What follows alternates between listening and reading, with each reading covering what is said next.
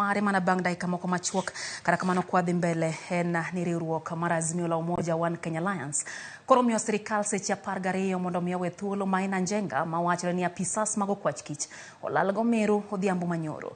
Familia mar Maina Njega kone gidwaro wuon margi mondo mi owe thuolo kangima. Jafo mar Walter Nyambaga ntiere kod thoth mar wachno. Riwruok mar Azimio la Umoja One Kenya Alliance kotelnegi kod Martha Karua, Kalonzo Musyoka kod Eugene Wamalwa koro miyo sirikal seche 12 mondo we Maina thuolo maonge ageng'a. Kendo gitielo ni apisas mago kwach kich manyo yudho Maina Njega kendo soe nyamburko en mana nyiso tenda goko. We demand his immediate and unconditional release. All his immediate production in court. We want to make it clear that we will hold the Inspector General of Police fully liable. But what we are witnessing is complete reversal of all the gains that we have made.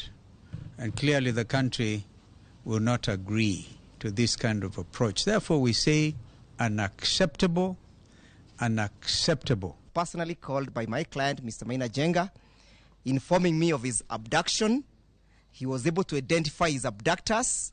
There is no doubt that his abductors are the police officers. Up to now, we are not aware of the reason of his abduction. We do not know of his whereabouts, but we know that he is in the custody of the police. Mati Moreka Maina Njega winje benicho pe nyimdo mama kadara wibura madwe mar bedo kod gige lweny magera taro mar chik kata kamano okinde mage kotelne kod ndego njiru okone kastambe no pokone nyakasane. Tomorrow we are scheduled to appear before the Makandara court. You can now see we do not have a client. A client has been stolen by the state. The Kenya Kwanza regime has resorted to intimidation and harassment of the opposition leaders as well as supporters. But because the police know they have no evidence against him, they abduct him on the eve of the pre-trial, which would have led to the trial or is expected to lead to the actual trial. Azimio chichni dibed ni sirikal tiyo kod kweth moro mar obila bwogo ngima mag jo Kenya makwedo tent Kenya Kwanza. To abduct and arrest and harass those who are opposed to them.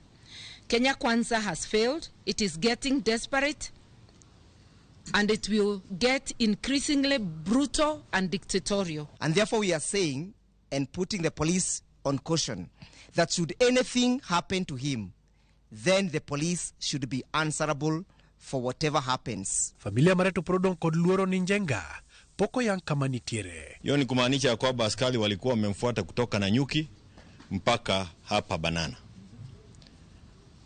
Haya ni mambo ambayo yanahusunisha kwa sababu kama vile wenzangu wamesema ni mambo ambayo tulikuwa tunafikiri yaliisha na Nyayo era. Lakini kama vile wengine wamesema ni kwamba with increased taxation expect increased police brutality. Walter Nyambaga, Ramogi TV. Jatenda piny Kenya William Ruto lombo